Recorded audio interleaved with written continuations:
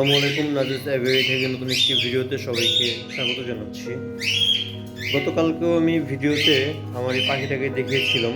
গতকালকে মেডিসিনও দিয়েছি, কিন্তু মেডিসিন ও একেবারেই নেয়নি, তারপরে খাবারও খাচ্ছে না। তো যাই হোক, আমি আবার একটি গ্রুপ আছে, বিএসবি গ্রুপ। এই বিএসবি গ্রুপে ফেসবুকের মাধ্যমে যারা অভিজ্ঞ মডারেটররা আছে, যারা এইসব ব্যাপারে অনেকটাই জানে, তাদের মাধ্যমে আমি এটাকে নতুনভাবে আবার ট্রিটমেন্ট করা শুরু করছি। আজকে থেকে ওকে 2+ আর ডাইরোবিটটা, মানে মেট্রানিরোজল আর কি, ডাইরোবিট হোক অ্যামোডিস হোক যেটাই হোক, তো এগুলো দেওয়া শুরু করছি। দেখা যাক কিছু হয় কি না। কিন্তু ও একেবারেই খাচ্ছে না।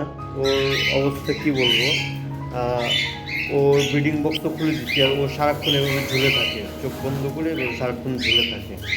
আর ওর পটিং তো খুবই খারাপ অবস্থা এখন।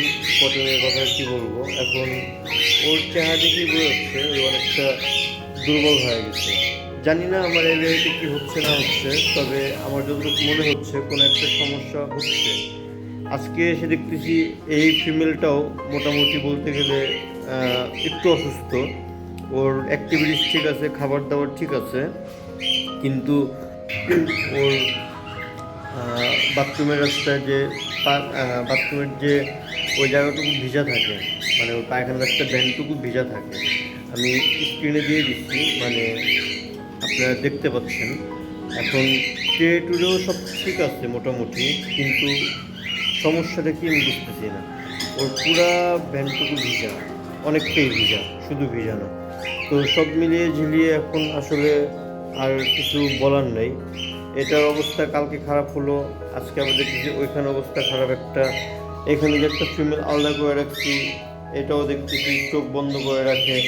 মানে সব মিলিয়ে ঝিলিয়ে আর কি, পাখিগুলো এই যে গত 3 দিন একাধারে রোদ উঠেনি, ঠান্ডা ছিল আবহাওয়া। এখন ওই ঠান্ডার থেকে সমস্যাটার শুরু, নাকি অন্য কিছু ক্যারি করতেছে এই মুহূর্তে, এটি আসলে আমার বোঝার জন্য মানে একটা দায় হয়ে গেছে।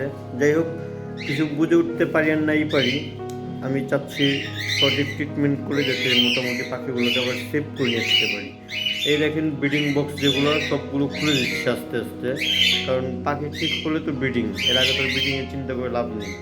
আর বিশেষ করে আমার এই পাখিটার জন্য খুব বেশি খারাপ লাগতেছে, কারণ একটা পাখি যদি খাওয়া দাওয়া করে তাহলে কিন্তু ওর রিকভারির একটা চান্স থাকে। আর যদি খাওয়া দাওয়া একেবারে ছেড়ে দেয় তাহলে ওর প্রতি কোনো আশাই থাকে না, যেটা এখন ওর ক্ষেত্রে হচ্ছে। তো দেখা যাক কী হয় না হয়, অবশ্যই আপনাদেরকে আপডেট দিয়ে যাব। সবাই আমার জন্য এবং আমার পাখির জন্য দোয়া রাখবেন।